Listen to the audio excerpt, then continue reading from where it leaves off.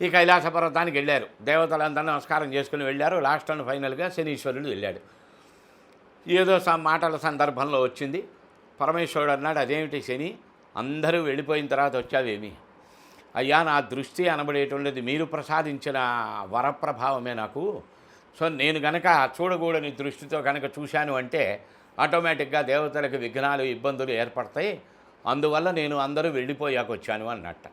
నీ దృష్టి నన్నేం చేస్తుంది, వరాలు ఇచ్చింది నేనే అన్నట్ట పరమేశ్వరుడు. సరే స్వామి, రేపు ఉదయం 10 గంటలకల్లా కరెక్ట్గా వచ్చి పట్టుకుంటాను మిమ్మల్ని అన్నట్ట. సరే 9:59 దాకా చూసి 10 అవుతోంది, వీడు వస్తా అన్నాడు, మనం ఇచ్చిన అధికారాలే, ఎందుకు వచ్చిన తలకాయ నొప్పి అని సప్త సముద్రాల అవతల ఒక మర్రి చెట్టు త్వరలో కాసేపు దాక్కున్నట్ట పరమేశ్వరుడు. కొంత సమయం తర్వాత ఆయన వచ్చాడు కైలాసానికి. ఆయన వెనకాలే శనీశ్వరుడు కూడా వచ్చాడు. ఏమి శని, పట్టుకుంటాన్నావు కదా, పట్టుకోలేదా? స్వామి, వెండి కొండ మీద 33 కోట్ల మంది దేవతల చేత ఆరాధింపబడి వాళ్ళ సాష్టాంగ నమస్కారములు, స్తుతులు, స్తోత్రాలు పొందే మీరు ఎందుకు పనికిరాని ఒక మర్రి చెట్టు తొర్రలో కాసేపు దాక్కున్నారంటే అది శని పట్టినందువల్ల కలిగిన ప్రభావమా లేదా అన్నట్టు.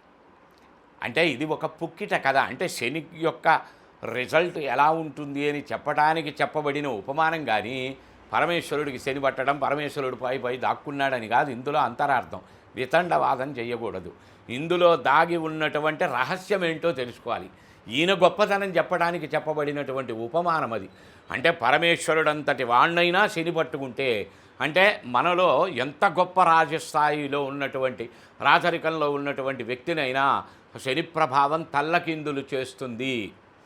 తుష్టో దదాసి రాజ్యం తం క్రుద్ధో ఘరసి తత్ క్షణాత్ దేవాసుర మనుష్యాస సిద్ధ విద్యాధరోరగా త్వయావలోకితా శౌరే దైన్యమాసు వ్రజంతితే బ్రహ్మశక్రో యమశ్చైవ ఋషయ సప్తతారకా రాజ్యభ్రష్టాఖ పతంతి తవ దృష్ట్యావలోకిత అని చెప్తున్నది దశరథ కృత శని స్తోత్రంలో అత్యద్భుతంగా.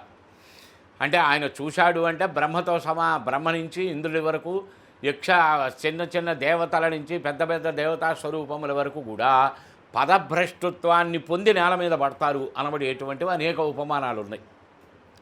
కనుక మీరు కూడా జాతకంలో ఇలాంటి పరిస్థితులు ఉన్నటువంటి వారు నీలమణిని కుడి చేతి మధ్య రేలికి ధరించాలి. అది కాకి నీలం పెట్టాలా, ఇంద్రనీలం పెట్టాలా, మయూర నీలం పెట్టాలా, సౌగంధిక నీలం పెట్టాలా, ఏ నీలం పెట్టాలి, ఎంత పెట్టాలి, ఎప్పుడు పెట్టాలి, ఎలా పెట్టాలి, ఎందుకు పెట్టాలి